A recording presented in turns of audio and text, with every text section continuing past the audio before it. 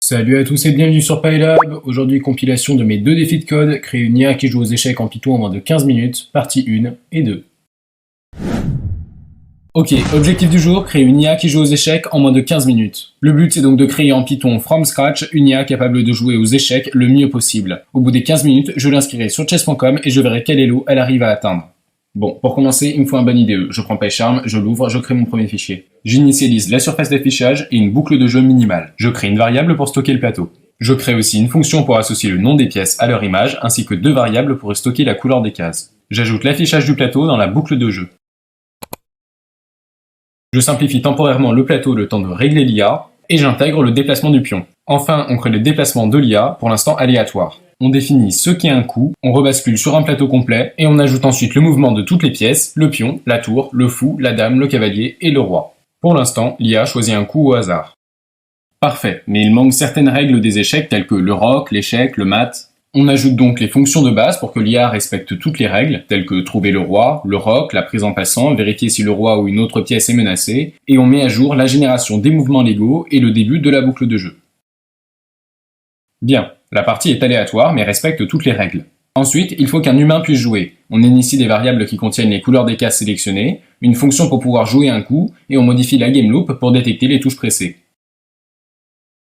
Maintenant, il faut rendre l'IA plus intelligente. Tout d'abord, on lui fait évaluer les meilleurs coups en fonction de la valeur des pièces. Puis on code une fonction pour que ces calculs soient effectués sur les deux prochains coups, et on utilise l'algorithme minimax pour choisir le meilleur. Ensuite, on modifie la fonction AIMove pour que l'évaluation soit effectuée à chaque coup égal. C'est bien mieux, on a une partie qui tient la route. Maintenant, on fait en sorte qu'il n'y ait plus de sacrifice et que l'on priorise le contrôle du centre. On améliore aussi l'algorithme minimax avec un élagage alpha-bêta pour augmenter la vitesse de réflexion. On définit également le roc comme un avantage de position. On continue à améliorer le choix des coups et on modifie le minimax pour moins de puissance mais plus de vitesse. Enfin, on améliore les tables de transposition pour une IA 10 à 50 fois plus rapide selon la position. Puis on améliore le nombre de coups de prévision. On arrive à la fin des 15 minutes, on peut passer à la suite, chess.com. Je lui crée un compte sur chess.com et il est temps de jouer sa première partie. Première partie, première victoire. Ok, objectif du jour, créer une IA qui joue aux échecs en moins de 15 minutes, partie 2. Dans la première partie, on a codé toute la logique de l'IA, on lui a créé un compte sur chess.com et fait jouer sa première partie, une victoire qui lui fait atteindre 274 élos. Aujourd'hui, on va continuer à jouer pour découvrir son véritable niveau. On lance donc des parties en boucle. Il passe les 300 élos.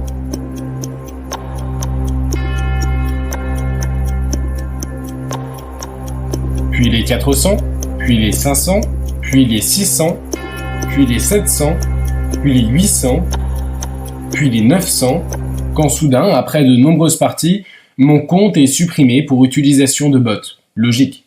Honnêtement, je pense qu'il aurait pu atteindre les 1600 élos sans aucun problème. Le compte chess.com de Chessbot est accessible depuis pylab-officiel.io. Pour ceux qui n'ont pas vu la première partie du défi ou qui souhaitent en découvrir un autre, abonnez-vous et rendez-vous sur la chaîne.